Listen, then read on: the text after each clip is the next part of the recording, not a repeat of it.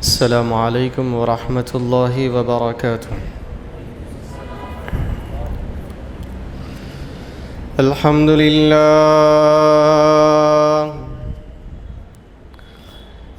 لله نحمده ونستعينه ونستغفره ونؤمن به ونتوكل عليه ونعوذ بالله من شرور أنفسنا ومن سيئات أعمالنا.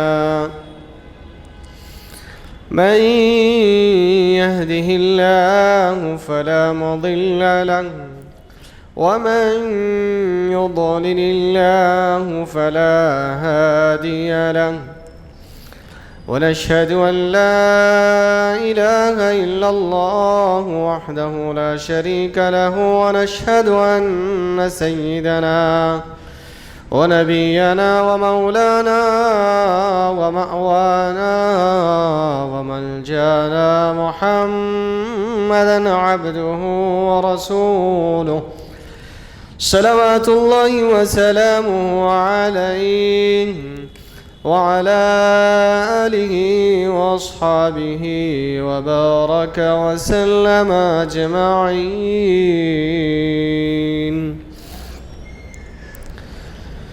أما بعد، فقد قال الله تبارك وتعالى في كلامه القديم: أعوذ بالله من الشيطان الرجيم، بسم الله الرحمن الرحيم. فاعلم أنه لا إله إلا الله.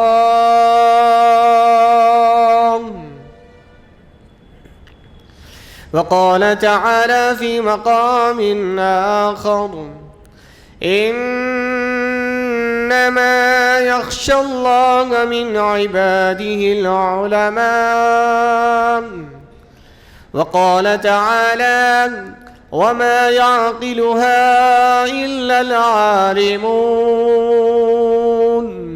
صدق الله العظيم وصدق رسوله النبي الأمين الكريم، ونحن على ذلك لمن الشاهدين والشاكرين، والحمد لله رب العالمين. معزز حاضرین اکرام و سامعین اعظام، میں نے ابھی جن آیت بینات کی تلاوت کا شرف حاصل کیا ہے، اس میں اللہ تبارک و تعالی علم اور اہل علم کی شان اور عظمت اور ان کی فضیلت اور ان کا مقام و مرتبہ اور ان کی رفعت و منزلت کا اظہار فرما رہا ہے۔ آئیے، امام بخاری علیہ رحمت و رضوان نے اس باب کے تحت جو احادیث مبارکہ اور جو آیت بینات یہاں پر شامل کیے ہیں، اس کو ہم آج کے درس میں شامل کرتے ہیں۔ اس کی ایک مناسبت کی وجہ سے میں علم اور اہل علم کے حوالے سے گفتگو کرنے کا ارادہ کیا ہوں، کیونکہ آپ اور ہم اس بات سے اچھی طریقے سے واقف ہیں کہ محسن دکن حضرت الامام شیخ الاسلام الحافظ محمد انوار اللہ فاروقی فضیلت جنگ علیہ الرحمت و رضوان، بانی جامع نظامیہ علیہ الرحمت و رضوان کا کل 151واں عرس مبارک منایا گیا اور 152واں یوم تاسیس، یعنی 152 سال سے جامع نظامیہ اپنے خدمات انجام دے رہا ہے۔ ذرا تصحیح کر لیں، آپ کا 108 سالہ عرس مبارک ہے اور جامع نظامیہ کی جو کارکردگی ہے وہ 151 سال مکمل ہو چکے ہیں، اور 152ویں سال میں داخل ہو چکا ہے۔ اس کی مناسبت یہ ہے کہ یہاں سے کل کی جو تقریب تھی، ہر سال یہ تقریب منائی جاتی ہے، اور ہر سال جامعہ نظامیہ سے ایک نہیں دو نہیں بلکہ سینکڑوں کی تعداد میں حفاظ اکرام نکلتے ہیں، اور سینکڑوں کی تعداد میں علماء اکرام تیار ہو کر اپنے اپنے علاقوں میں جا کر دین متین کی خدمات انجام دیتے ہیں۔ تو یہ وہ حسین موقع تھا، کل کا عرس مبارک کا موقع، کہ جس میں سینکڑوں فاضلین اکرام کی دستار بندی کی گئی اور ان کو خلعت سے نوازا گیا اور انہیں سرٹیفکیٹ سے نوازا گیا، اور اسی طریقے سے 200 سے زائد حفاظ اکرام کو خلعت اور دستار بندی سے نوازا گیا اور حفظ قرآن مجید کی سند سے یعنی سرٹیفکیٹ سے نوازا گیا۔ تو یہ ایک جامعہ کا اور بانی جامعہ کا دکن ہی نہیں بلکہ ہندوستان اور ہندوستان کے باہر جامعہ نظامیہ کے فارغین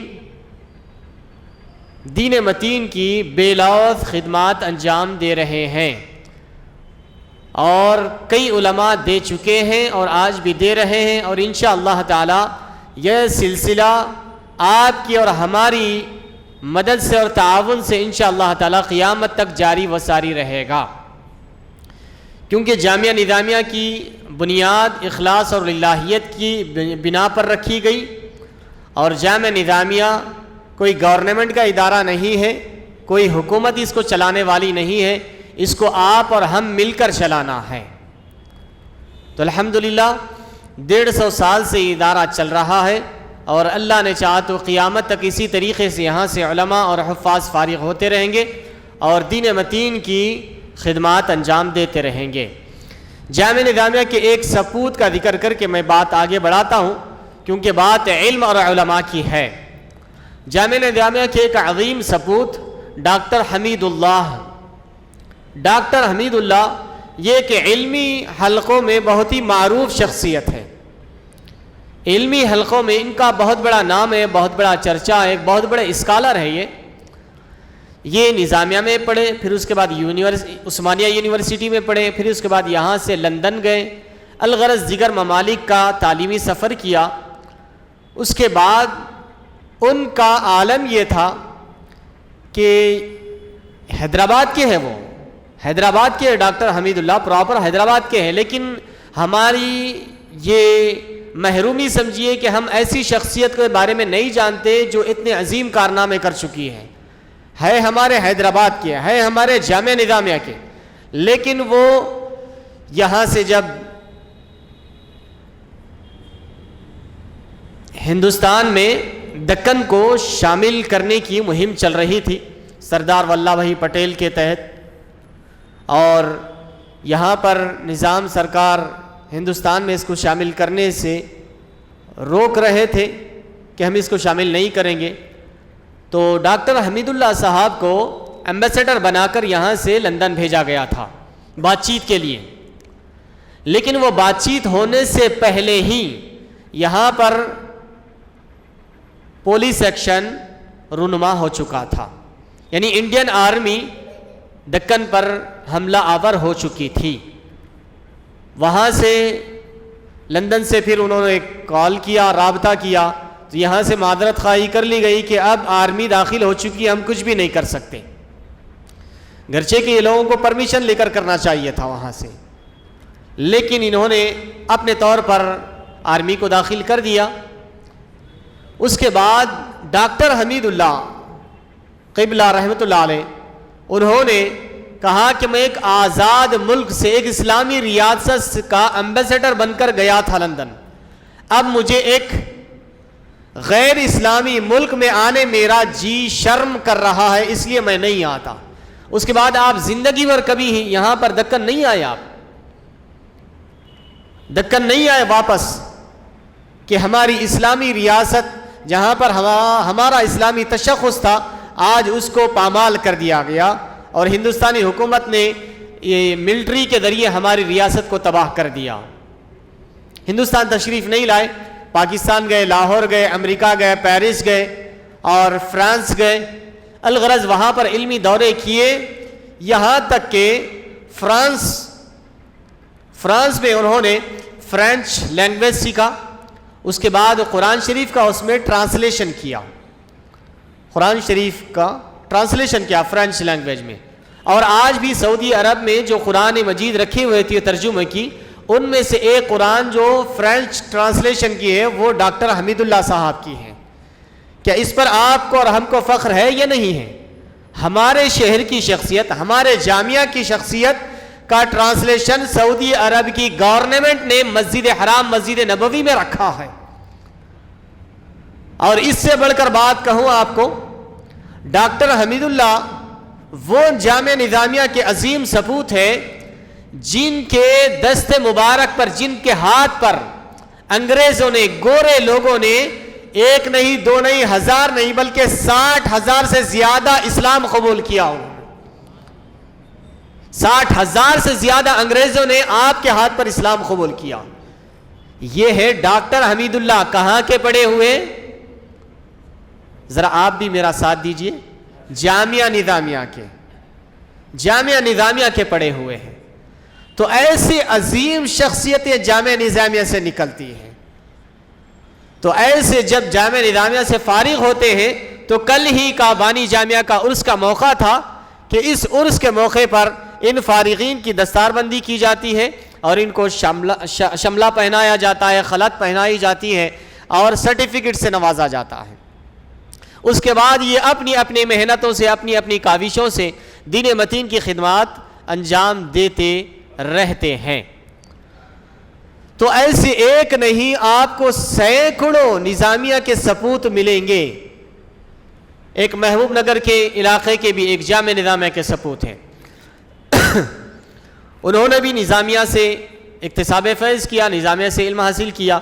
اس کے بعد کیونکہ دیہات میں اردو اور انگلش کا چلن بہت کم ہوتا ہے، اردو زبان تو بولی جاتی ہے لیکن انگلش وغیرہ نہیں آتی، اور اردو مسلمان بول لیتے ہیں. غیر مسلم جن کا مسلمانوں کے ساتھ دوستانہ ماحول ہوتا ہے یا پڑوس وغیرہ ہوتا ہے، وہ لوگوں کو بھی اردو آتی ہے، مسلمانوں کو تیلگو آتی ہے، یہ ایسا ماحول ہوتا ہے.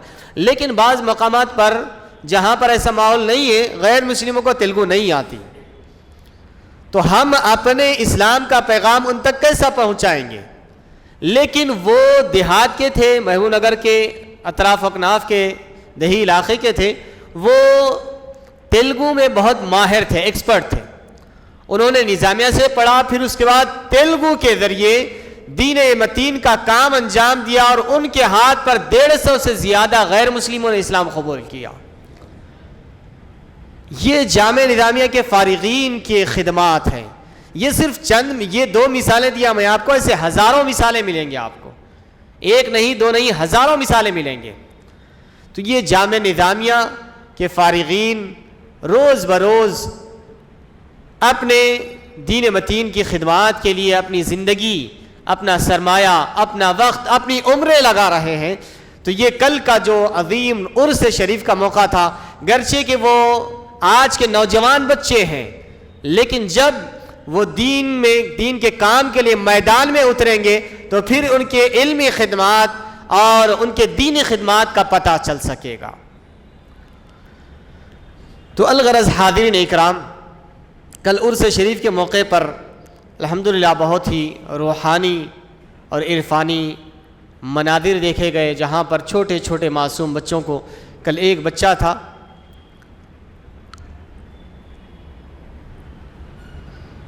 یہاں پر اتنا چھوٹا بچہ تو کوئی نظر نہیں آ رہا ہے، آپ ہی ٹھہر جاؤ بابا. سیف اللہ ابھی بہت بڑے ہیں، میں ہیڈ میں کہہ سکتا ہوں ان کے کانوں تک آتا بچہ ہو، ان کے کانوں کے برابر. وہ بچہ ہمارے ساتھ والے ہیں، ہمارے ساتھ کا، ہمارے دوست، کلاس میٹ، ساتھ ہی سمجھیے. تو وہ ایک مدرسہ چلا رہے ہیں وقار آباد میں.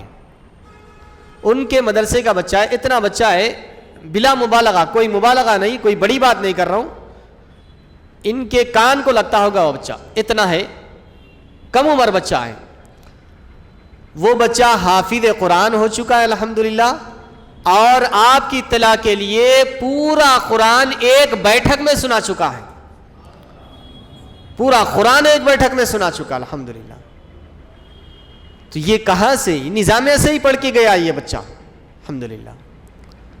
تو یہ اسی لیے اگر ہم علماء کی قدر کریں گے، علم کی قدر کریں گے، اہل علم، آپ بیٹھ جاؤ بابا پیارے بچے، آپ علم کی قدر کریں گے، اہل علم کی قدر کریں گے، علماء کی قدر کریں گے، تو ایسے نتائج ہمارے سامنے آئیں گے، ایسے نتائج ہمارے سامنے آئیں گے۔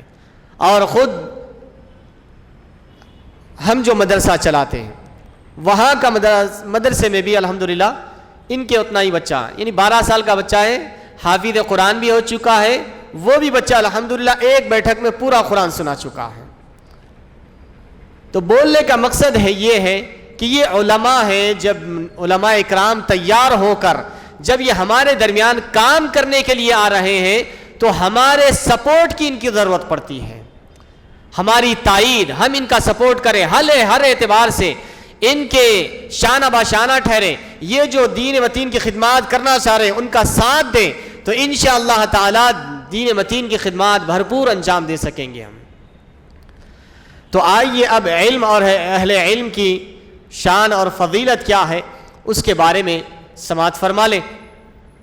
اور ایسی تو جامعہ نظامیہ کی بہت ساری شخصیات ہیں، علمی شخصیات ہیں، اور حال میں ہی ہمارے استاد محترم مولانا قاسم صدیقی تسخیر صاحب قبلہ حفیظہ اللہ، جو سابق نائب مفتی رہ چکے ہیں جامعہ نظامیہ کے، جو شکاگو میں امریکہ میں اب فی الوقت وہ خدمات انجام دے رہے ہیں، اور ان کے دست مبارک پر بھی کئی انگریزوں نے اسلام قبول کیا ہے، اور ان کے خدمات الحمدللہ ابھی جاری و ساری ہے۔ تو ایسی کئی عظیم شخصیات نظامیہ سے نکلتی ہیں اور جو مختلف علاقوں میں اپنے خدمات پیش کرتے ہیں۔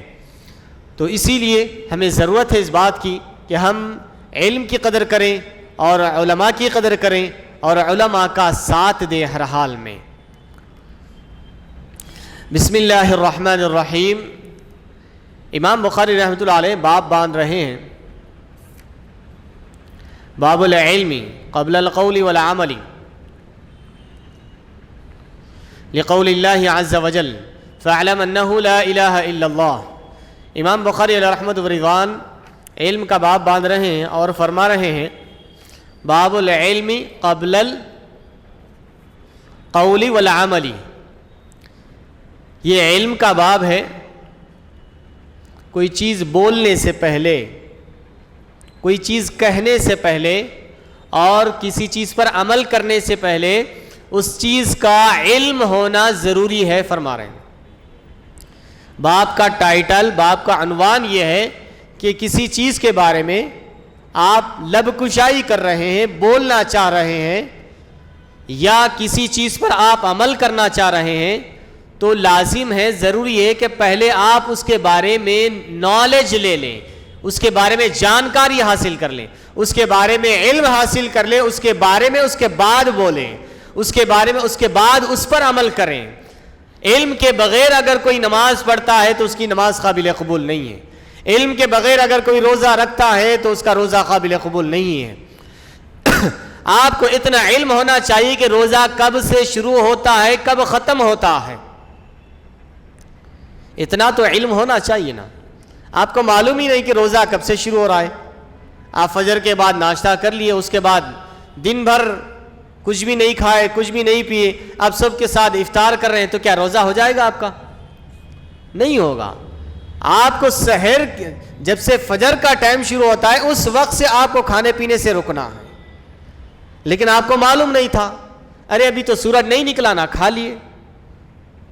دن میں روزہ رکھنا ہے نا، رات میں تو نہیں، سورج نہیں نکلا نا ابھی، کھا لیے، تو کیا روزہ ہوگا؟ نہیں ہوگا۔ تو اسی طرح فرما رہے ہیں کہ کوئی بھی چیز پر عمل کرنے سے پہلے، نماز پڑھ رہے ہیں، آپ کو معلوم ہی نہیں نماز سے پہلے طہارت فرض ہے، وضو بنانا فرض ہے، غسل فرض ہے، غسل تو ہے، وضو نہیں بنایا آ کے نماز پڑھ لے رہے، کیا نماز قابل قبول ہے؟ نہیں ہے۔ تو اسی لیے امام بخاری فرما رہے ہیں کسی بھی چیز پر عمل کرنے سے پہلے اس کا نالج ضروری ہے، اس کا علم ضروری ہے۔ اسی طریقے سے زمانے سابق میں یہ ماحول تھا، آج کل یہ ماحول ختم ہو چکا ہے۔ آج کل جتنے ہمارے پاس لڑائی جھگڑے طلاق خلا فلاں الاں یہ جو چل رہا ہے نا، اس کی سب سے بڑی وجہ یہ ہے کہ ہمارے نوجوان نکاح کے مسائل نہیں سیکھ رہے ہیں، ازدواجی زندگی کس طریقے سے گزارا جاتا ہے اس کے بارے میں معلومات حاصل نہیں کر رہے ہیں۔ ابتدائی زندگی اسکول میں گزر گئی، نوجوانی کالج میں گزر گئی، پھر اس کے بعد جب شادی کی عمر میں داخل ہوئے تو جاب کی تلاش میں گزر گئی عمر، پھر اس کے بعد شادی کر دیے۔ اب انہیں نہ نکاح کس کو کہتے ہیں وہ معلوم ہے، نہ نکاح کے تقاضے کیا ہیں معلوم ہے، نہ نکاح کے مسائل کیا ہیں معلوم ہے، نہ بیوی کے حقوق کیا ہے معلوم ہے، نہ شوہر کے حقوق کیا ہے معلوم ہے، کوئی چیز نہیں معلوم، بس شادی کے بندھن میں بندھے گئے۔ اب اس کے بعد 8 دن مہینہ 15 دن مہینہ 2 مہینے اس کے بعد شروع ہو جاتی انبن شروع ہو جاتی، شوہر بیوی میں تو بھی ہو جاتی، بہو ساس میں تو بھی ہو جاتی، بہو ننند میں تو بھی ہو جاتی، فلاں الاں یہ چلتے رہتے قصے۔ تو پہلے زمانے میں ایسا نہیں ہوتا تھا، پہلے زمانے میں شادی سے 1 مہینہ پہلے یا 15 دن پہلے یا 10 دن پہلے یا 8 دن پہلے اگر کوئی بہت زیادہ مصروف ہے تو 1 2 4 روز پہلے آ کر امام صاحب کے پاس یا مول صاحب کے پاس یا کسی عالم کے پاس بیٹھ کر سارے مسائل سیکھ لیتے تھے نوجوان۔ اور قاضیان اکرام بھی یہ کیا کرتے تھے کہ پہلے یہ چیزیں یاد کر لیجئے، یہ چیزیں آپ پہلے معلوم کر لیجئے، اس کے بعد نکاح پڑھایا جاتا تھا۔ آج کل یہ ماحول نہیں ہے، لیکن یہ ماحول آج بھی مہاراشٹر میں موجود ہے، مہاراشٹر میں آج بھی یہ ماحول موجود ہے، تاکہ یہ بنیادی بیسک چیزوں سے اگر وہ واقف ہو جائے تو پھر اس کے بعد میں آ کر یہ نوجوان نہیں کہے گا کہ مول صاحب مجھے معلوم ہی نہیں تھا یہ طلاق کہنے سے شادی ٹوٹ جاتی، میں تو ایسے غصے میں بول دیا، طلاق طلاق طلاق میں نے غصے میں بول دیا، ہو جاتی طلاق، ہو گئی، ہو جاتی کیا مطلب، ہو گئی جس وقت آپ بول دیے۔ کوئی لاڑ پیار میں تو طلاق نہیں بولتا، غصے میں ہی بولتا، کوئی لاڑ پیار میں طلاق بولتا نہیں بولتا۔ تو الغرض ہمارے نوجوان ساری دنیا کا نالج ان کے پاس ہے، دنیا کا نالج ہے ان کے پاس، لیکن انہیں کوئی چیز نہیں معلوم، تو طلاق کب دی جاتی ہے، طلاق کس کو کہتے ہیں یہی نہیں معلوم انہیں، نکاح کس کو کہتے ہیں یہی نہیں معلوم انہیں، خلا کسے کہا جاتا ہے یہی نہیں معلوم ہے، اور ہم نے نکاح کر لیا ہے۔ تو اسی لیے امام بخاری فرما رہے ہیں العلم قبل القول والعمل، اسی لیے علماء اکرام نے فرمایا ہے جب بچہ بالغ ہو جائے تو اس پر نماز فرض ہو جاتی ہے، نماز فرض ہونے سے پہلے اس کے لیے نماز کی فرضیت کے علوم سیکھنا فرض ہے، یعنی نماز میں کتنے فرض ہے یہ اس کو معلوم ہونا ضروری ہے، اور نماز کیسے پڑھی جاتی ہے یہ سیکھنا اس کے اوپر فرض ہے۔ جب آدمی تجارت کا ارادہ کر رہا ہے تو تجارت کے اصول سیکھنا اس پر فرض ہے، تجارت کے بنیادی اصول سیکھنا اس پر فرض ہے۔ اسی طریقے سے جب شادی کے قابل ہو جائے، جب نکاح کر رہا ہے تو نکاح کے مسائل سیکھنا اس پر فرض ہے، نکاح کے مسائل سیکھنا اس پر فرض ہے کہ کیا چیز حلال ہے، کیا چیز حرام ہے، کیا چیز صحیح ہے، کیا چیز غلط ہے۔ اس لیے امام بخاری نے باب ہی یہ باندھ دیا ہے کہ لوگوں کوئی چیز زبان کھولنے سے پہلے علم حاصل کر لو، کسی بھی چیز کے بارے میں آپ کسی بھی ٹاپک پر کلام کر رہے ہیں تو اس کے بارے میں جانکاری حاصل کرو، کوئی اسلامی عمل کسی حکم پر عمل کر رہے ہو تو اس کے بارے میں پہلے علم حاصل کر لو، اس کے بعد عمل کرو تو صحیح آپ کا عمل قابل قبول ہوگا، ورنہ رد کر دیا جائے گا، ریجیکٹ کر دیا جائے گا۔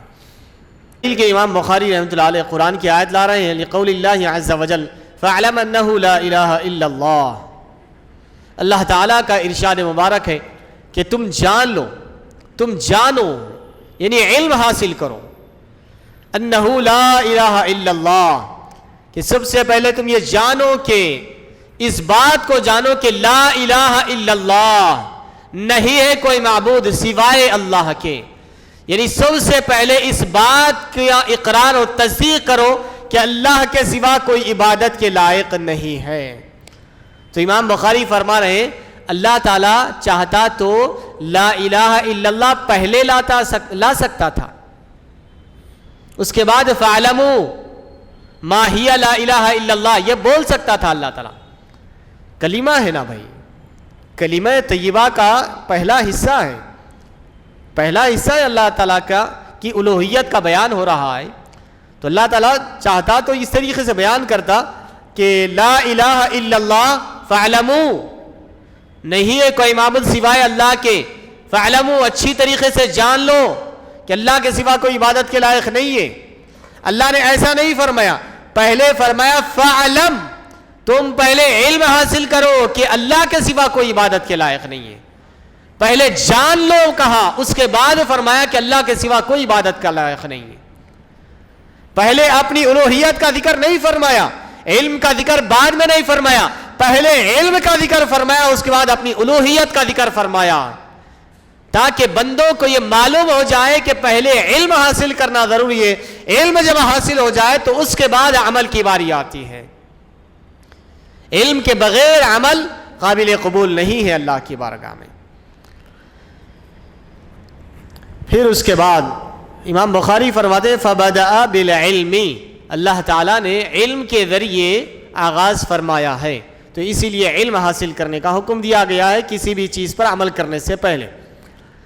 پھر اس کے بعد امام بخاری حدیث مبارک درج فرما رہے ہیں وَأَنَّ الْعُلَمَاءَ وَرَثَةُ الْأَنْبِيَاءِ اے لوگو سنو غور سے کہ علماء یہ انبیاء کے وارث ہیں، علماء انبیاء کے وارث ہیں، سبحان اللہ۔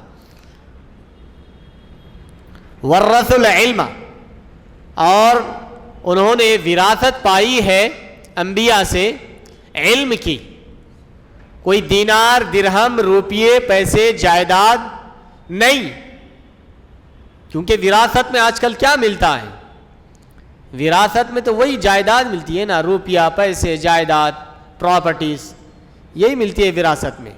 لیکن دوسری حدیث مبارک میں ہے، میں انشاءاللہ اس کو بھی شامل کروں گا، اس حدیث مبارک کو بھی، کہ حضور پاک صلی اللہ علیہ وسلم نے ارشاد فرمایا ان العلماء ورثۃ الانبیاء وان الانبیاء لم یورثوا دینارا ولا درہما وانما ورثوا العلم فمن اخذه اخذ بحظ وافر۔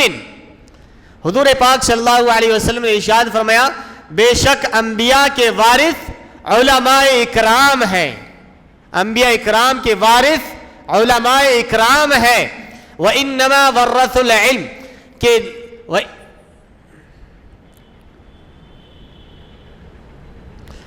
ان العلماء ورثۃ الانبیاء وان الانبیاء اور بے شک انبیاء لم یورثوا دینارا ولا درہما کہ بے شک انبیاء وہ وارث نہیں بناتے نہ دینار کے نہ درہم کے، یعنی نہ روپیوں کے وارث بناتے نہ پیسوں کے وارث بناتے، وانما ورثوا العلم کہ بے شک انبیاء وارث بناتے ہیں تو وہ علم کی وراثت عطا فرماتے ہیں، علم کی وراثت سے نوازتے ہیں۔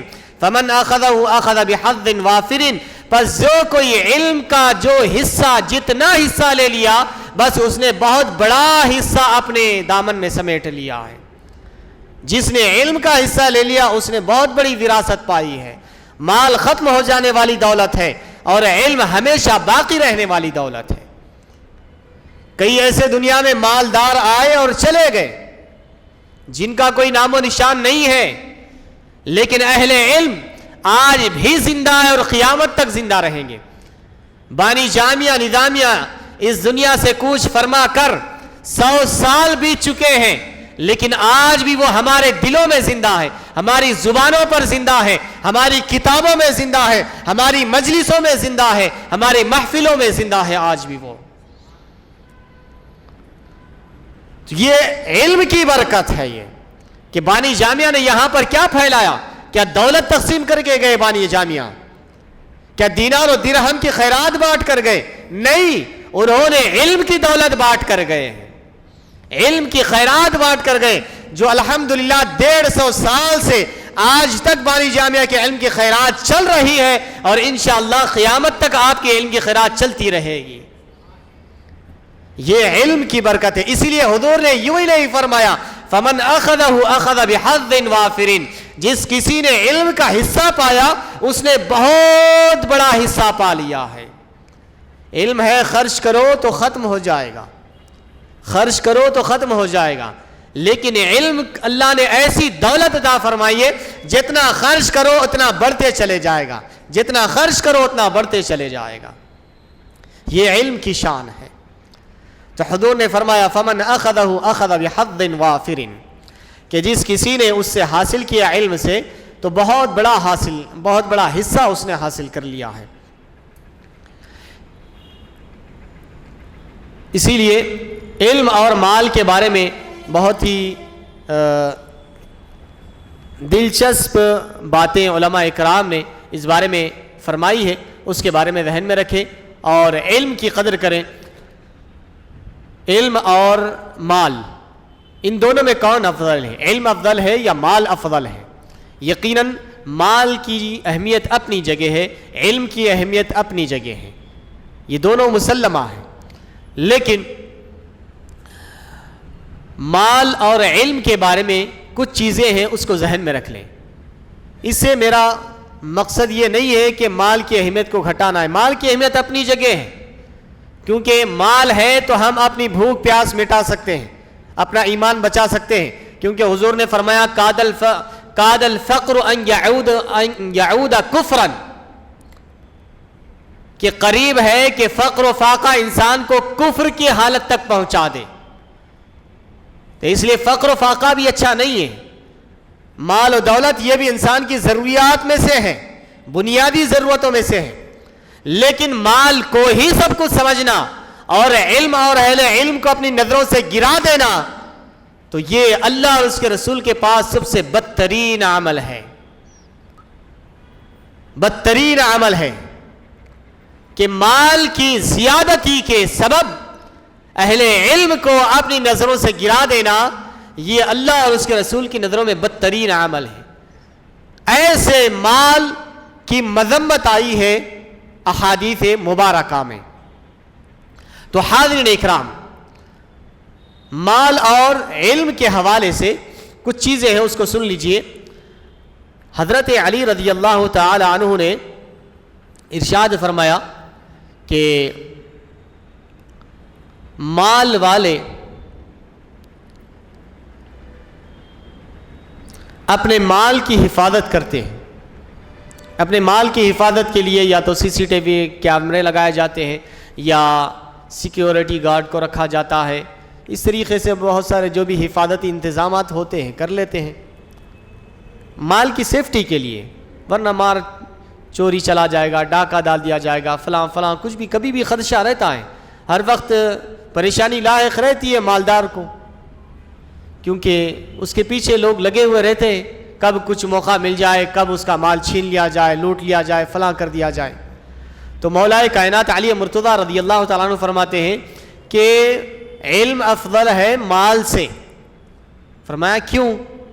آپ نے فرمایا کہ آدمی کو ہر وقت, مال والے کو مال کی حفاظت کرتے رہنا پڑتا ہے, اس کی حفاظت میں لگا ہوا رہتا ہے ہر وقت. لیکن علم مال سے افضل اس لیے ہے کہ آدمی کو علم کی حفاظت نہیں کرنا پڑتا, بلکہ یہ علم اس کی خود حفاظت کرتا ہے. علم انسان کی حفاظت کرتا ہے, اس لیے علم مال سے افضل ہے. پھر اس کے بعد فرمایا کہ مال جب خرچ کیا جاتا ہے تو مال کم ہوتے رہتا ہے, مال خرچ کیا جاتا ہے تو کم ہوتے جاتا ہے. لیکن علم اللہ تعالی نے ایسی شان رکھی علم میں کہ جب یہ علم خرچ کیا جاتا ہے اور اس میں اضافہ ہوتے چلے جاتا ہے اور بڑھتے چلے جاتا ہے علم. اور فرمایا کہ مال چوری ہو سکتا ہے لیکن علم چوری نہیں کیا جا سکتا. کسی کو مار کر پیٹ کر اس کا مال چھین لیا جا سکتا ہے, لیکن کسی کو مار پیٹ کر کسی کا علم نہیں چھینا جا سکتا. علم کی نہ چوری کی جا سکتی ہے, نہ ڈاکہ ڈالا جا سکتا ہے, نہ چھینا جا سکتا ہے علم. پھر فرمایا اہل المال میتون، کہ مال والے جب اس دنیا سے چلے جائیں تو وہ مردہ ہے، تھوڑے دن رہیں گے، اس کے بعد کوئی بھی یاد کرنے والا نہیں ہے۔ اولاد جب تک ماں باپ کی دولت رہے گی یاد کرے گی، اس کے بعد آج کل کا حال تو دیکھ رہے ہیں، آج کل کی ہماری نوجوان نسل تو قبرستان جانے کے لیے تیار نہیں ہے، ماں باپ کی زیارت کے لیے جا کر تھوڑا درود سلام فاتحہ کچھ پڑھ کر ان کے حق میں دعا تو کر کے آؤ، کم سے کم فاتحہ نہیں پڑھے تو نہیں پڑھے، دعا کر کے ان کے حق میں، ان کی ارواحیں قبروں میں تڑپ رہی ہے، ساری زندگی ماں باپ نے تمہارے مستقبل کے لیے لگا دیا اور تم ہے کہ مرنے کے بعد انہیں ایسے بھلا دیا جیسے کہ کوئی تھا ہی نہیں تمہارا دنیا میں۔ اولاد آج ایسی نکل رہی ہے، کون یاد کرے گا جب انسان ساری جائیداد اس کی ایک طرف جب دنیا سے چلا گیا تو اس کو کوئی پوچھنے والا نہیں ہے، دوست ایک طرف، اولاد جب اولاد ہی نہیں پوچھ رہی تو دوست کون پوچھے گا جی، کہاں رشتہ دار یاد کریں گے؟ جب اپنا خون آپ کو ہی نہیں پوچھ رہا ہے، کچھ وقت کے بعد بھول جا رہا ہے، تو پھر دوسروں سے کیا آپ امید رکھ سکتے ہیں؟ تو الغرض حضرت علی رضی اللہ تعالیٰ عنہ فرماتے ہیں کہ مال والے انتقال کے بعد مردہ ہے، وہ مردوں میں ان کا شمار ہوتا ہے، کوئی ان کو یاد کرنے والا نہیں ہوتا۔ لیکن علم کی شان ایسی نہیں ہے، علم کا مقام ایسا نہیں ہے، علم والوں کا ایسا مقام نہیں ہے، بلکہ علم والے احیاء، اگرچہ کہ وہ مر جائے انتقال کر جائے تب بھی وہ زندہ ہے، علم والے اگر انتقال بھی کر جائے تب بھی وہ زندہ رہتے ہیں۔ یہی وجہ کہ آج بانی جامع نظامیہ انتقال فرما کر 108 سال ہو چکا ہے، لیکن آج بھی وہ ہماری محفلوں میں زندہ ہے، آج بھی وہ ہماری زبانوں پر زندہ ہے، آج بھی وہ ہماری کتابوں میں زندہ ہے۔ ذرا ہم اپنے آپ کو ہی دیکھ لیں، ہم اپنے پردادا سکڑ دادا کا نام یاد ہوگا کسی کو؟ نوجوانوں کو پوچھ رہا ہوں میں، بڑے حضرات کو بعض یاد رہتا ہے، لیکن ایک تو دادا ہے، پھر پردادا، پھر سکڑ دادا۔ سکڑ دادا کا تو نام شاید محفل میں کسی کو بھی تو یاد نہیں ہوگا، الا ماشاء اللہ نوجوانوں میں سے تو ایک کو بھی یاد نہیں ہوگا۔ کیوں؟ اس لیے کہ خود میرے کو بھی یاد نہیں ہے۔ انسان یاد نہیں رکھتا، انسان یاد نہیں رکھتا، یاد وہ شخصیتوں کو رکھے جاتا ہے جو شخصیتیں اپنے علم کے ذریعے کچھ کارنامے اس دنیا میں کر کر چلے گئے ہیں۔ بانی جامعہ نہ آپ کے رشتہ دار ہیں نہ میرے رشتہ دار ہیں، لیکن روحانی اور علمی رشتہ ایسا ہے کہ بانی جامعہ سے آپ کو بھی جوڑتا ہے، مجھے بھی جوڑتا ہے۔ یہ علمی رشتہ ہے، یہ روحانی رشتہ ہے۔ بانی جامعہ کو کون یاد نہیں رکھتا؟ ڈاکٹر حمید اللہ کا آپ کا میرا کیا رشتہ ہے ان سے؟ علمی رشتہ ہے جو آج ہمیں یاد رکھنے پر مجبور کر رہا ہے۔ تو اسی لیے مولا کائنات نے فرمایا کہ مال والے انتقال کے بعد مردہ ہو جاتے ہیں، لیکن علم والے انتقال کے بعد بھی اللہ تعالیٰ ان کو قیامت تک زندگی عطا فرما دیتا ہے، وہ زندہ ہی زندہ رہتے ہیں۔ تو ایسی سینکڑوں شخصیات آپ دیکھ لیجئے۔ اب یہ اس بارے میں یہ بھی یاد رکھ لیجئے، یہ تو دینی علوم کے ماہرین ہیں، دنیاوی علوم میں بھی جو لوگ اپنے علمی کارنامے انجام دے کر گئے ہیں وہ لوگ بھی آج زندہ ہیں۔ آج جتنے بھی آپ سیلیبس کی کتابیں وغیرہ پڑھتے ہیں، گرچہ کہ وہ مسلمان نہیں ہیں لیکن علمی شخصیات ہیں جنہوں نے اپنے علمی کارناموں کے ذریعے کچھ ایسی چھاپ اور انسانیت کے لیے کچھ ایسے کارنامے کر کر چلے گئے ہیں کہ آج ان کے تذکرے، آج ان کی یادیں ہمارے بچوں کے اسکولوں کے کالجوں کے سیلیبس میں پڑھایا جاتا ہے ان کے کارناموں کو۔ یہ علم کی برکت ہے، علم کی برکت ہے۔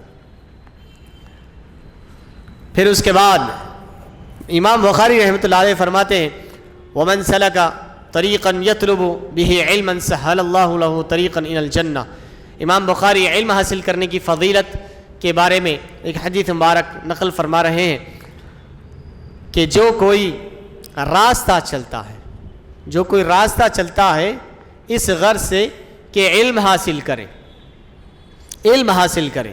ایک تو مدرسے کو جانا ہے، مدرسے کو جاتا ہے بچہ علم حاصل کرنے کے لیے، دوسرا مسجد کو آتا ہے نماز پڑھنے کے لیے.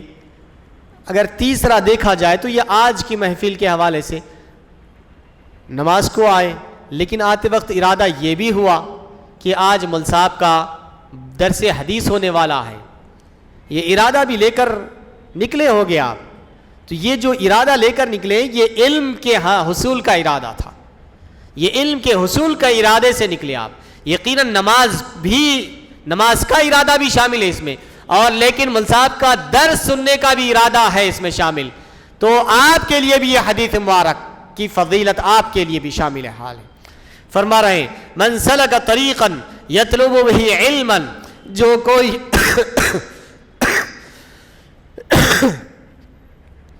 راستہ چلتا ہے جس کے ذریعے وہ علم حاصل کرنا چاہتا ہے, حصول علم کے لیے راستہ چلتا ہے, تو سرکار فرماتے ہیں سہل اللہ لہ طریقا الی الجنہ, اللہ تعالیٰ اس کے لیے جنت کا راستہ آسان فرما دیتا ہے.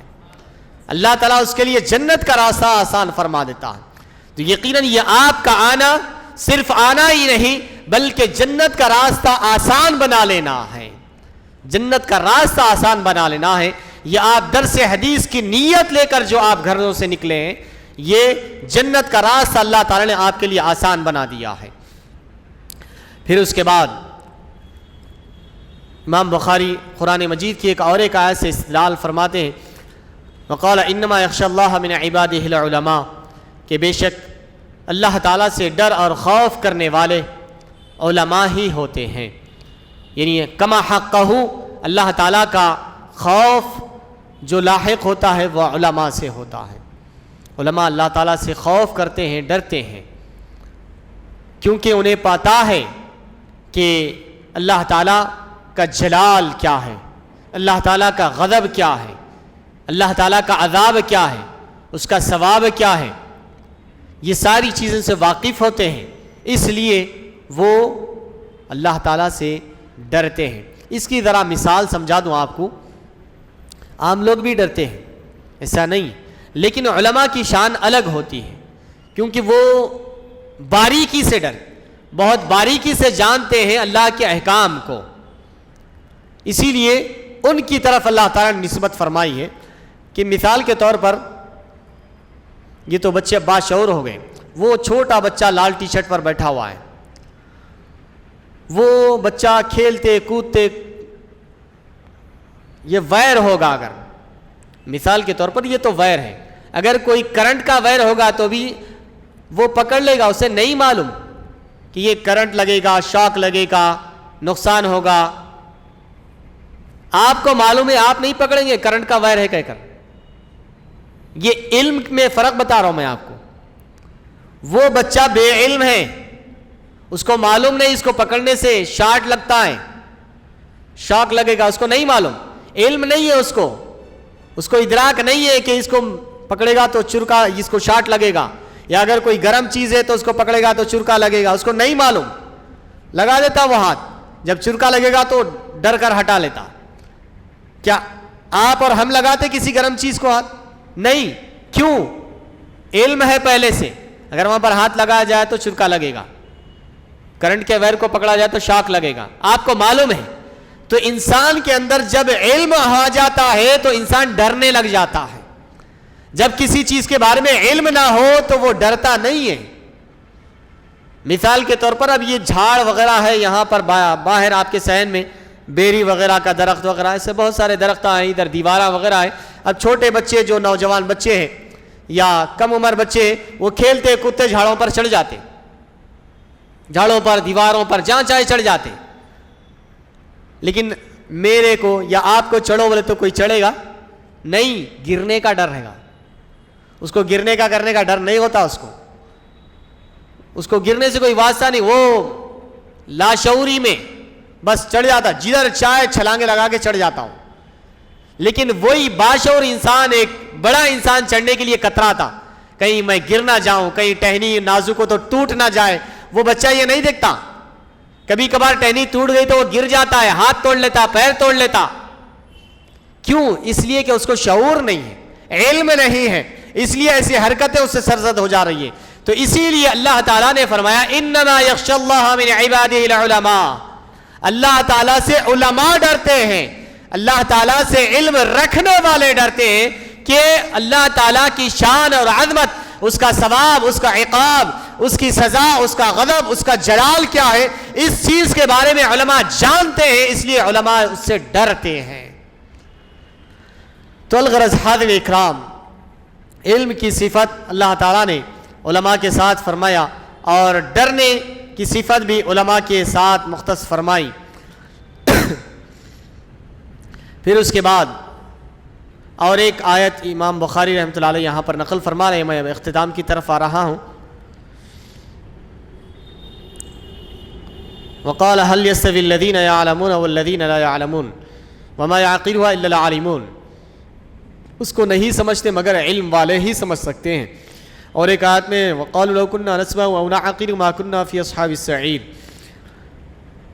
اور کفار و مشرکین کہیں گے قیامت کے دن کہ کاش اگر ہم سن لیتے اللہ کا کلام، رسول کا پیغام سن لیتے، او نعقل یا سمجھ لیتے بات ان کی بات سمجھ کے عمل کر لیتے، ما كنا في اصحاب السعير، تو ہم جہنمیوں میں سے نہیں ہوتے آج ہم جہنمیوں میں سے نہیں ہوتے۔ یہ کفار و مشرکین قیامت کے دن کہیں گے، کیونکہ آج ان سے ایمان لانے کا مطالبہ کیا جا رہا ہے تو وہ کہہ رہے ہیں کہ محمد صلی اللہ علیہ وسلم کاہن ہے، جادوگر ہے، فلاں ہیں، الاں ہیں، کہہ رہے ہیں۔ لیکن جب مریں گے، قبر میں جائیں گے، جب جہنم میں آگ میں جلیں گے، تو اس وقت ان سے پوچھا جائے گا کیا تمہارے پاس پیغمبر ڈرانے والے نہیں آئے تھے، اللہ پر ایمان لاؤ بولنے والے نہیں آئے تھے، نماز پڑھو بولنے والے نہیں آئے تھے، روزہ رکھو بولنے والے رسول نہیں آئے تھے؟ تو وہ کہیں گے آئے تھے، پھر کیا ہوا؟ لو كنا نسمع او نعقل ما كنا في اصحاب السعير، اے کاش اگر ہم ان کی بات سن لیتے ہوتے، ان کی بات اگر ہم سمجھ لیتے ہوتے تو آج ہم جہنم میں نہیں جاتے تھے، آج جہنم میں نہیں جاتے۔ وقال هل يستوي الذين يعلمون والذين لا يعلمون، پھر ایک اللہ کا ارشاد امام بخاری نے یہاں پر نقل فرمایا، پوچھا گیا، اللہ تعالیٰ پوچھ رہا ہے ہم سے، آپ سے، سب سے پوچھ رہا ہے اللہ تعالیٰ، هل يستوي الذين يعلمون والذين لا يعلمون، کیا علم والے اور جو غیر علم ہیں، اہل علم اور غیر اہل علم، جو علم رکھنے والے ہیں اور جو علم نہیں رکھنے والے، کیا یہ دونوں برابر ہو سکتے ہیں؟ کیا یہ دونوں برابر ہو سکتے ہیں؟ علم والے اور علم نہ رکھنے والے یہ دونوں برابر ہو سکتے ہیں؟ لا، کلا، ہرگز برابر نہیں ہو سکتے۔ علم رکھنے والے اور علم نہ رکھنے والے یہ کبھی بھی برابر نہیں ہو سکتے۔ وقال النبی صلی اللہ علیہ وسلم من یرید اللہ به خیرا یفقهه فی الدین وانما العلم بالتعلم۔ وقال ابو ذر لو وضعتم الصماصمة على هذه واشار الى قفاه ثم ظننت انی انفذ كلمة سمعتها من النبي صلى الله عليه وسلم قبل أن تجيزوا علي لأنفذتها، وقول النبي صلى الله عليه وسلم ليبلغ الشاهد غائبا۔ وقال ابن عباس رضي الله تعالى عنه كونوا ربانيين حكما علماء فقهاء، ويقال الرباني الذي يربي الناس بصغار العلم قبل كباره۔ سبحان اللہ۔ اس کے بعد امام بخاری یہ آیت لائے ہیں کہ علم، اہل علم اور غیر اہل علم یہ دونوں برابر نہیں ہو سکتے، تو اسی لیے اہل علم کی قدر کریں، ان کا احترام کریں، ان کا ساتھ دیں۔ اس کے بعد ایک حدیث مبارک لا رہے ہیں، یہ باب کی آخری حدیث ہے، اس کے بعد دوسرا باب شروع ہو جا رہا ہے۔ حضور پاک صلی اللہ علیہ وسلم نے ارشاد فرمایا من یرید اللہ بہ خیرا یفقہہ فی الدین، جس کے ساتھ اللہ تعالیٰ بھلائی کا ارادہ کرتا ہے اللہ تعالیٰ اس کو دین کی سمجھ بوجھ عطا فرماتا ہے۔ وَإِنَّمَا الْعِلْمُ بِالتَّعَلُّمِ، اور فرمایا علم جو ہے یوں ہی نہیں آ جاتا، علم کو حاصل کرنا پڑتا ہے، علم کو سیکھنا پڑتا ہے۔ علم جو ہے یہ آسمان سے اتر کے آپ کے سینے میں داخل ہو جانے والی چیز نہیں ہے، علم کو حاصل کرنا پڑتا ہے، علم کو سیکھنا پڑتا ہے، استاد کے پاس ضامن ادب طے کرنا پڑتا ہے۔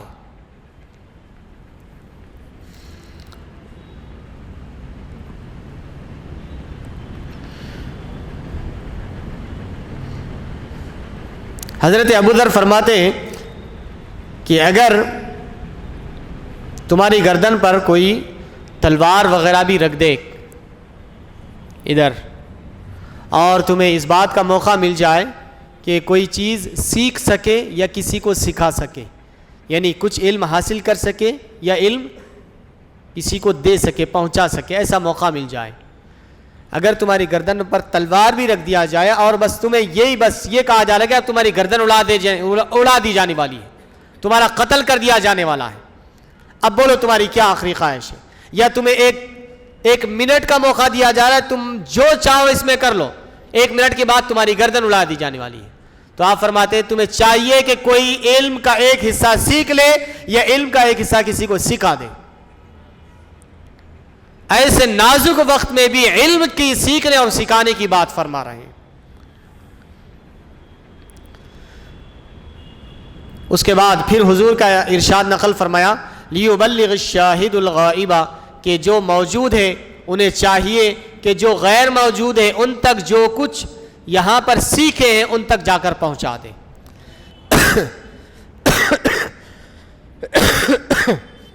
اس میں ہمارے لیے عبرت ہے، نصیحت ہے، لیسن ہے کہ حضرت عمر فاروق رضی اللہ تعالیٰ عنہ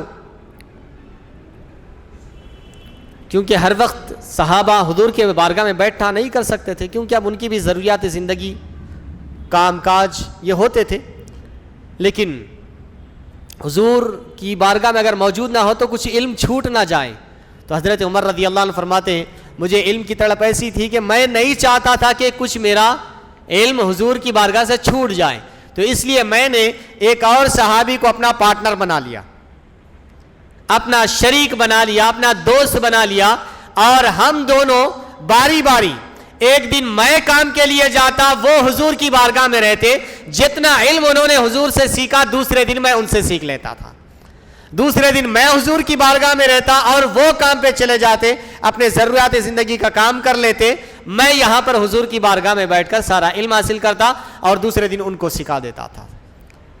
یہ تڑپ، یہ جستجو، یہ لگن تھی صحابہ اکرام میں علم کے حوالے سے، تو اسی لیے فرما رہے ہیں کہ اگر ہمیں موقع مل گیا ہے کچھ چیز سیکھنے کا تو ہم ان چیزوں کو دوسروں تک پہنچائیں، اور ان لوگوں میں جو حاضر نہیں ہو سکے یہ اتوار کی محفل میں، ان لوگوں میں بھی یہ لگن ہونا چاہیے، یہ جستجو ہونا چاہیے، تڑپ ہونا چاہیے کہ اس درس حدیث میں، آج کے اتوار کے درس حدیث میں مول صاحب نے کیا کہا ہے وہ ذرا مجھے بھی بتلا دیا جائے۔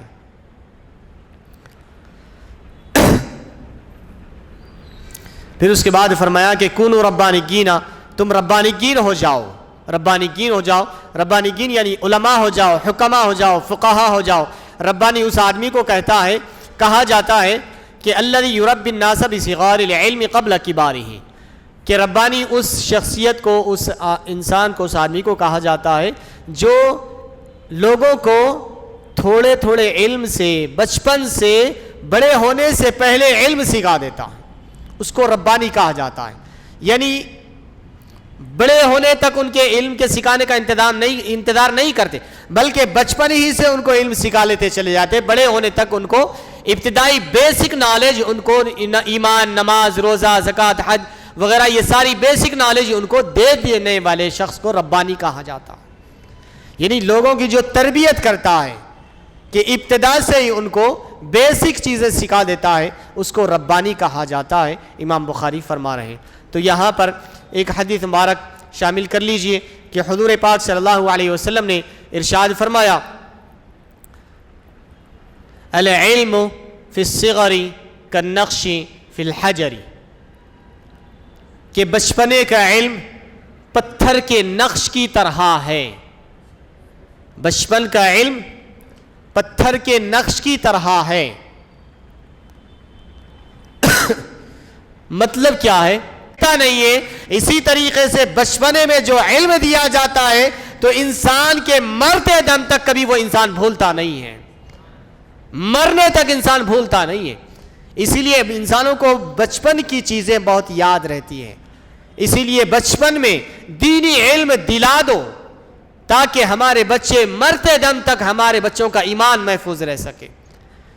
بچوں کے ایمان کو متزلزل مت کرو کہ ان چھوٹے بچوں کے ذہنوں میں یہ سیریلز، کارٹونز، فلاں گیمز، یہ چیزیں ڈال کر ان کے معصوم ذہنوں کو خراب مت کرو، ان کے دلوں میں بچپن سے اللہ اور اس کے رسول کی محبت، صحابہ اکرام کی محبت، اولیاء اکرام کی محبت کو بٹھاؤ۔ ایک استاد محترم نے اپنے اسٹوڈنٹ سے پوچھا کہ بچوں تم بڑا بن کر کیا بننا چاہ رہے ہو؟ کسی نے کہا ڈاکٹر، کسی نے کہا انجینئر، کسی نے کہا لائر۔ ہر ایک اپنی اپنی پلاننگ کے حساب سے جواب دیتے رہا، ہر ایک اپنے حساب سے جواب دیتے رہا کہ میں فلاں بننا چاہ رہا ہوں، میں فلاں بننا چاہ رہا ہوں، میں فلاں بننا چاہ رہا ہوں۔ ایک بچے کی باری آئی، اس سے پوچھا تم کیا بننا چاہ رہے ہو؟ اس نے کہا کہ میں صحابی رسول بننا چاہ رہا ہوں۔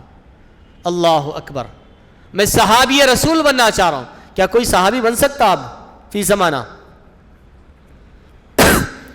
صحابی کہاں سے بن سکتے؟ صحابی تو اسے کہتے ہیں جو ایمان کی حالت میں سر کی آنکھوں سے سرکار کا دیدار کرے اور ایمان کی حالت میں انتقال ہو جائے۔ کہ اب سر کی آنکھوں سے سرکار کا دیدار کہاں سے نصیب ہوگا؟ ایمان تو ہے، سر کی آنکھ بھی ہے، لیکن حضور کا دیدار سر کی آنکھوں سے کہاں ہوگا؟ اگر کسی خوش نصیب کو ہوگا تو وہ بھی خواب میں ہوگا، سر کی آنکھوں سے کہاں سے ہوگا؟ تو وہ معصوم بچے نے کہا کہ میں صحابی رسول بننا چاہ رہا ہوں۔ استاد نے پوچھا بیٹا صحابی رسول تم کیسا بننا چاہ رہے ہو؟ یہ انسپائریشن، یہ سبق تمہیں کہاں سے ملا؟ تم کو یہ کس نے کہا کہ تم صحابی رسول بن سکتے ہو؟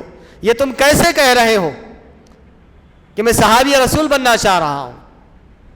تو وہ معصوم بچے نے جواب دیا کہ استاد محترم، ہر روز جب میں سوتا ہوں تو سونے سے پہلے میری والدہ سونے سے پہلے روزانہ ایک صحابی کا قصہ سناتی ہے، اس لیے میں چاہتا ہوں کہ میں بھی صحابی کی طرح بن جاؤں۔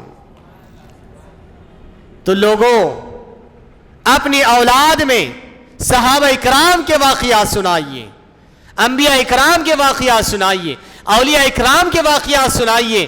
آج ہمارے نوجوان کسی ناچنے والے کو اپنا آئیڈیل بنا رہے ہیں، کسی گانے والے کو اپنا آئیڈیل بنا رہے ہیں، کسی کھیل کود والے کو اپنا آئیڈیل بنا رہے ہیں، کسی بے ہدہ لوگوں کو اپنا آئیڈیل بنا رہے ہیں۔ چاہے نوجوان بچے ہو، نوجوان لڑکیاں ہو، یہ بے راہ روی کا شکار ہو کر غلط لوگوں کو آئیڈیل بنا رہے ہیں۔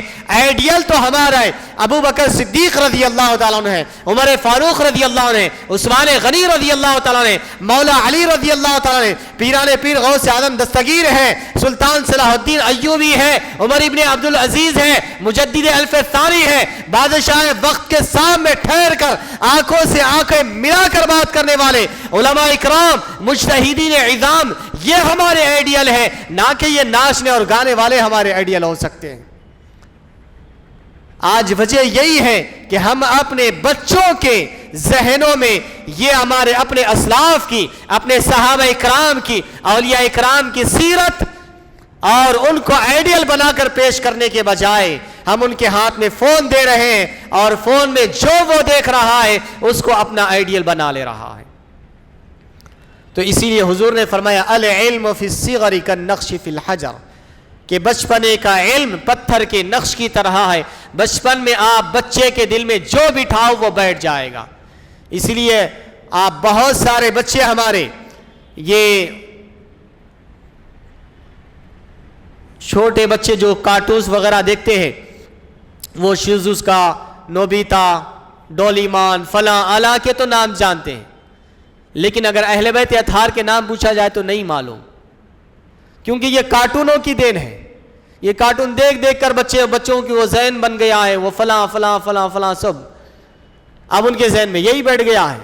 ان کے ذہن میں دینی چیزیں، دینی شخصیات کا تذکرہ نہیں ہے۔ تو ضرورت اس بات کی ہے کہ ہم اپنی اسلاف کا، علماء کا، صحابہ کا، اولیاء کا تذکرہ اپنے بچوں کے سامنے کریں تاکہ ہمارے بچے ان سے متاثر ہوئیں۔ یہ اس لیے بار بار کہہ رہا ہوں کیونکہ آج زمانہ بہت انتہائی منصوبہ بندی کے ساتھ کام کر رہا ہے۔ آپ کو اندازہ بھی نہیں ہے اس بات کا۔ آج دشمن جو جس فکر کے ساتھ، جس منصوبہ بندی کے ساتھ، جس پلاننگ کے ساتھ کام کر رہا ہے دشمن، آپ تصور بھی نہیں کر سکتے، آپ سوچ بھی نہیں سکتے. آج اتنی خطرناک پلاننگ چل رہی ہے. آپ کے بچوں کے ایمان کو، آپ کے آنے والی نسلوں کے ایمان کو چھیننے کی پلاننگ ہو رہی ہے. پوری ہو رہی ہے نہیں، ہو چکی ہے، ہو چکی ہے، اس پر عمل جاری ہے. اور کئی ہمارے نوجوان لڑکیاں ایمان سے ہاتھ دھو بیٹھ ہوئی ہیں. پرسوں حال کا 8 دن پہلے کا واقعہ ہے کہ 60 سے زائد مسلم لڑکیاں، ایک سادھو سنت نے، دہلی کا واقعہ ہے، 60 سے زائد مسلم لڑکیوں کی شادی غیر مسلم لڑکوں سے کرا دیا ہے. اگر یہ بچیوں کا آئیڈیل بی بی عائشہ صدیقہ رضی اللہ تعالیٰ عنہا ہوتی، یا ام المؤمنین عائشہ صدیقہ رضی اللہ، یا ام المؤمنین حضرت خدیجہ الکبریٰ رضی اللہ تعالیٰ عنہا، یا بی بی فاطمہ زہرا رضی اللہ تعالیٰ عنہا ہوتی، تو کیا یہ بچیاں آج ایمان سے ہاتھ دھو بیٹھتی تھی؟ نہیں، کیونکہ ہم نے بچپن میں ان بچیوں کو اپنا آئیڈیل نہیں بتایا ہے. اس لیے یہ بچیاں اسلام چھوڑ کر غیروں کے ساتھ شادی کر لے کر بھاگ جا رہی ہیں. الامان والحفیظ. اللہ تبارک و تعالیٰ سے دعا ہے کہ اللہ تبارک و تعالیٰ ہمارے ایمان کی حفاظت فرمائے. اے باری اللہ ہمارے علم کی حفاظت فرما، ہمارے علماء کی حفاظت فرما. اے باری اللہ علم کی اور علماء کی قدر کرنے کی توفیق عطا فرما. اے باری اللہ ہمارے بچوں کے ایمان کی حفاظت فرما، ہمارے آنے والی نسلوں کے ایمان کی حفاظت فرما مولا. اے باری اللہ دشمن آج بڑے منصوبے کے ساتھ اور پلاننگ کے ساتھ کام کر رہے ہیں مولا. اے باری اللہ ان کے منصوبوں کو ناکام بنا دے مولا، ان کی پلاننگ کو ناکام بنا دے مولا. اے باری اللہ اسلام کا بول والا فرما، ہمارے آنے والی نسلوں میں ایمان کے اور اسلام کو زندہ تابندہ رکھ مولا. جب تک زندہ رہے مولا اسلام کی زندگی عطا فرما مولا.